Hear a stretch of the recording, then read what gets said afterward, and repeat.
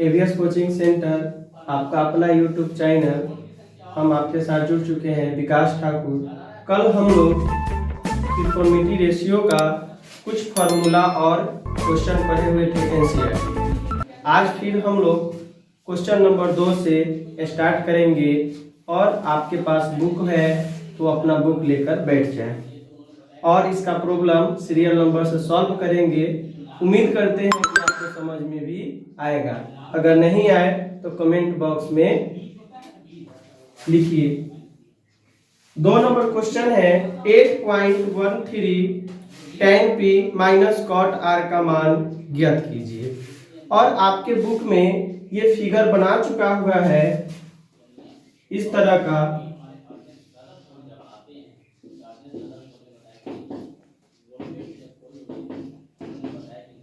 कल हम लोगों ने पढ़ा था कि त्रिकोणमिति रेशियो का जो भी क्वेश्चन बनेगा वो कोण के आधार पे बनेगा।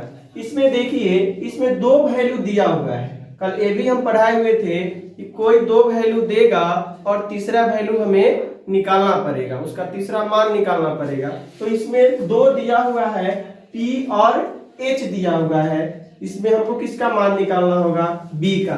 सबसे पहला काम इसमें करेंगे कि B का मान निकाल लेंगे। तो कल हम पढ़ाए हुए थे कि त्रिकोणमिति में सबसे बड़ा जो वैल्यू होगा वो h का होगा।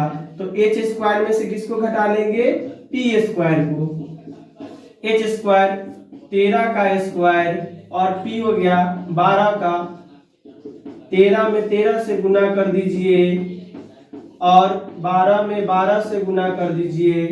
13 में 13 से गुना करने पर 1 6 9 और 12 में 12 से गुना करने पर 1 4 4। इसको घटाने पर आ जाएगा 25। और 25 का वर्गमूल कैसे निकलेगा? 5 गुना 5 यानी 5। यानी इसका वैल्यू मेरे पास क्या आ गया? 5। इतना काम करने के बाद अब आगे हमको बोला है tan p minus cot r का वैल्यू निकालना है। तो tan p कल फॉर्मूला लिखवाए हुए थे और उसमें बताए हुए थे कि जो भी ठिठ्ठा के पास में जो भी आएगा वो त्रिभुज का क्या होगा? कोण होगा। तो ये tan p यानी tan p जो है वो p किसका कोण है? त्रिभुज का कोण है। जो पहले फॉर्मूला है tan p का वो डाल लेंगे। और ये भी बताए थे कि tan का जस्ट ऑपोजिट क्या होता है? cot होता है। तो tan का p बाई b, तो cot का क्या हो जाएगा? b by p। लेकिन इसमें समस्या क्या होगा कि दोनों का जो कोण जो है वो आपस में चेंज है। तो हम बताए हुए थे कि कोण के आधार पर जिसके सामने जो आएगा वो उसका हो जाएगा परपेंडिकुलर यानी p हो जाएगा। तो p के लिए, इस p कोण के लिए ये वाला p यानी लंब कितना होगा? 5 और b क्या होगा? 12। और कल ही हम बोल दिए थे कि कसम खा लीजिए कि h जो है वो चेंज नहीं होगा। h कभी भी त्रिभुज में बदलता नहीं है। अब चलिए, अब ये cot r के लिए है तो r के लिए इसके सामने वाला परपेंडिकुलर यानी लंब कितना है? 12 है। और आधार इसका कितना हो जाएगा? 5 यानी बेस ऊपर हो गया 5 और नीचा हो गया 12। अब ये देखिए, एक प्लस में है और एक माइनस में है। इसको 2 तरीका से हम लोग सॉल्व कर सकते हैं। पहला, इसका एलसीएम लेकर भी बना सकते हैं, नहीं तो यहाँ पर ही दोनों माइनस हो जाएगा तो इसका आंसर हो जाएगा 0। अपने नोटबुक में इसको नोट कर लीजिए। अगर समझ में नहीं आए तो कमेंट बॉक्स में लिखिए।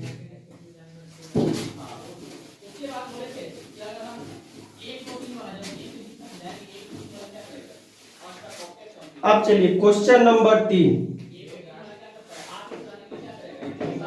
क्वेश्चन नंबर 3 अपने बुक में देखिए, यदि sin a इक्वल 3/4 तो cos a और tan a का मान प्रकलित कीजिए।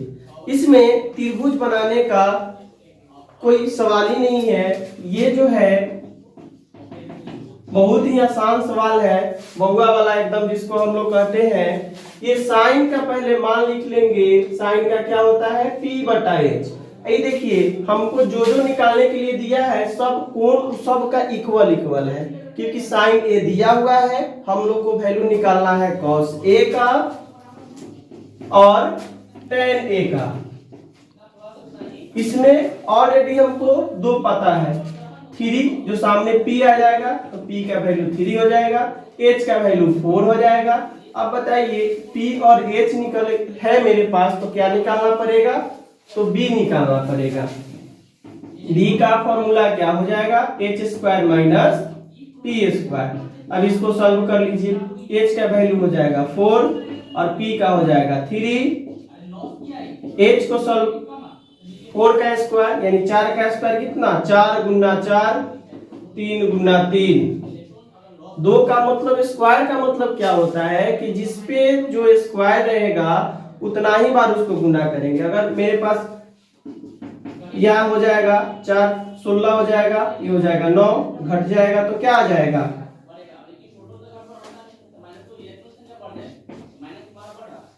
7 यानी 7 आ गया रूट में। तो इसका 7 का परफेक्ट स्क्वायर यानी वर्गमूल इसका तो निकलेगा नहीं, तो इसको इसी में छोड़ देंगे। अब हम लोग वैल्यू निकालेंगे cos a। cos a का होता है b बटा h, तो b कितना हो जाएगा, b हमारे पास आया है √7 और h कितना हो जाएगा, h हो जाएगा 4। ये हो गया मेरा cos a का वैल्यू। क्यों, क्योंकि कोण इसका a कोण इसका a, तो इसमें हमको टेंशन नहीं है ज्यादा बनाने में, बहुत आसान है। और tan a यानी p बाई b, p का वैल्यू कितना है 3 है और b का वैल्यू कितना आया है √7, ये हो गया इसका।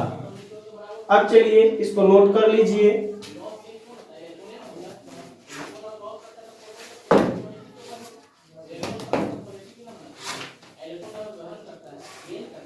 अब चलिए क्वेश्चन नंबर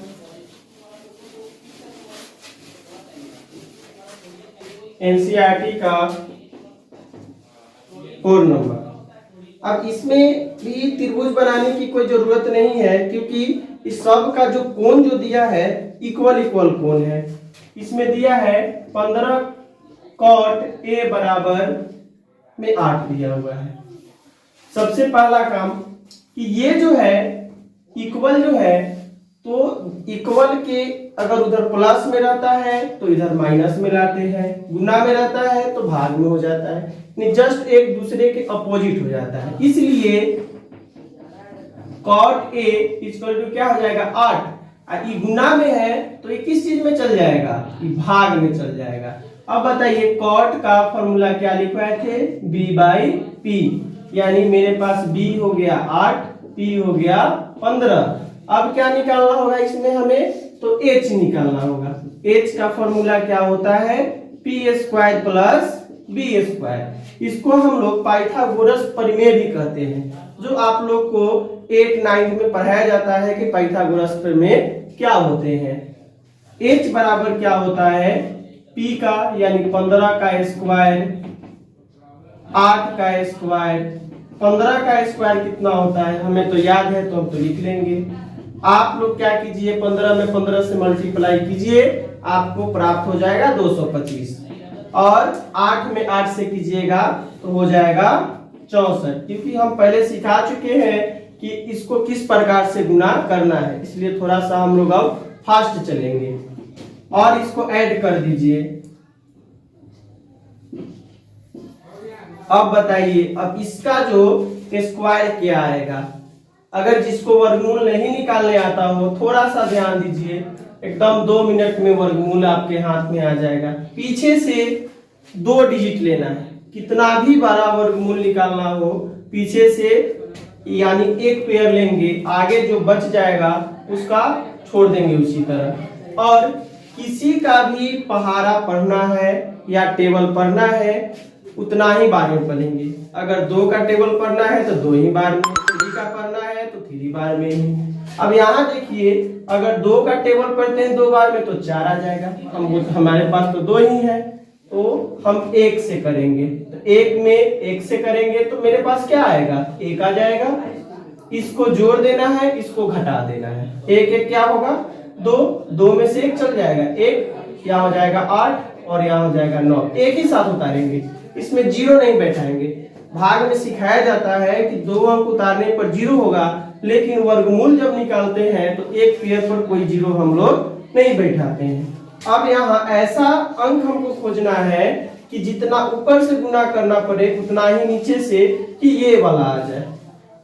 मानते अगर 3 से करते हैं, अलग करके देख लेते हैं, 3 से करेंगे तो तब छोटा आ जा रहा है। और 9 किस में आएगा? तो एक आएगा 7 में, 7 में आएगा तो इसको मल्टीप्लाई कीजिए। 7 7 जा 49 और 7 2 जा 14, अब 14 और 4 कितना हो जाएगा? 18, यानी 18। कितना आ गया इसका वर्गमूल? 17, यानी इसका वर्गमूल हम लोग लिख सकते हैं 17। इस तरह आप लोग वर्गमूल बड़ा हो छोटा हो इस विधि से आप लोग निकाल सकते हैं, अगर जिस स्टूडेंट को नहीं आता हो। अब मेरे पास h भी आ गया। अब हम देखते हैं क्या क्या चीज हमको निकालना है इसमें, किसका वैल्यू। पहला है साइन a का वैल्यू, यानी p बटा h। p क्या होगा? p मेरा जो हो जाएगा वो हो गया 15, h कितना आया? 17। पहला आंसर एकदम आसान है, बस थोड़ा सा ध्यान देना है आप लोगों को। दूसरा सेक a। अब याद कीजिए कि सेक a हम किसका उल्टा लिखवाए थे? कॉस का। कॉस का क्या होता है? b बटा h, तो इसका क्या हो जाएगा? h बटा b। बस यही ध्यान में रखना है, मात्र 3 याद रखना है, साइन, कॉस और टेन। साइन का उल्टा हो जाएगा कॉसेक, कॉस का हो जाएगा सेक और टेन का हो जाएगा कॉट। बस इसी को ध्यान में रखना है। h कितना हो गया इसका? 17 और b कितना आया इसका? 8। आपका 4 नंबर क्वेश्चन हो गया सॉल्व। अब नोट कर लीजिए इसको।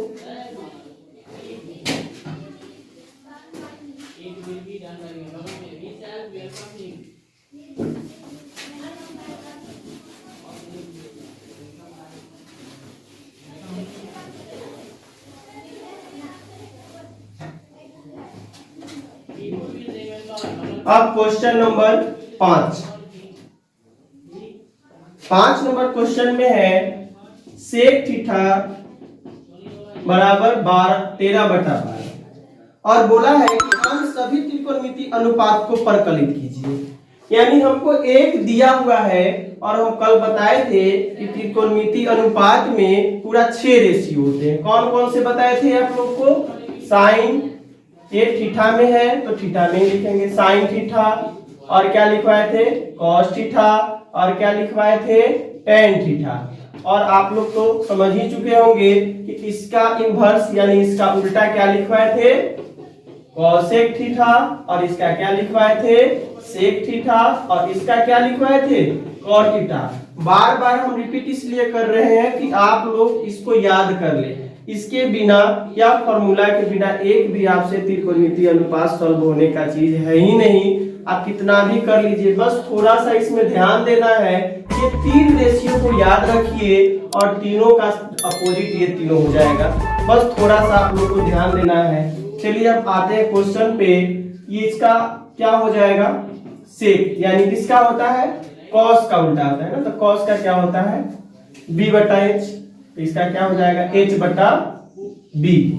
अब बताइए h का वैल्यू हो गया 13, जस्ट सामने वाला जो जिसके आएगा, और b वाला क्या हो जाएगा? 12। अब हमको क्या निकालना है? इसके लिए हमको p निकालना पड़ेगा। p का फॉर्मूला क्या होता है? h square minus b square. h, और इसको याद करने का भी तरीका एकदम आसान है। हमेशा एक h का ही निकालेंगे, यानी कर्व निकालेंगे, उसी में जोड़ होगा यानी प्लस होगा। बाद बाकी b निकालना हो, p निकालना हो, दोनों में क्या होगा? माइनस होगा। किससे होगा? तो h से माइनस होगा। h कितना है? 13, b कितना है? 12। 13 का स्क्वायर कितना होता है? 169। 12 का कितना होता है? 144। इसको घटा देंगे तो कितना हो जाएगा? 25, और इसका वर्गमूल निकाल लीजिए, कितना हो जाएगा? 5, क्योंकि छोटा सा है।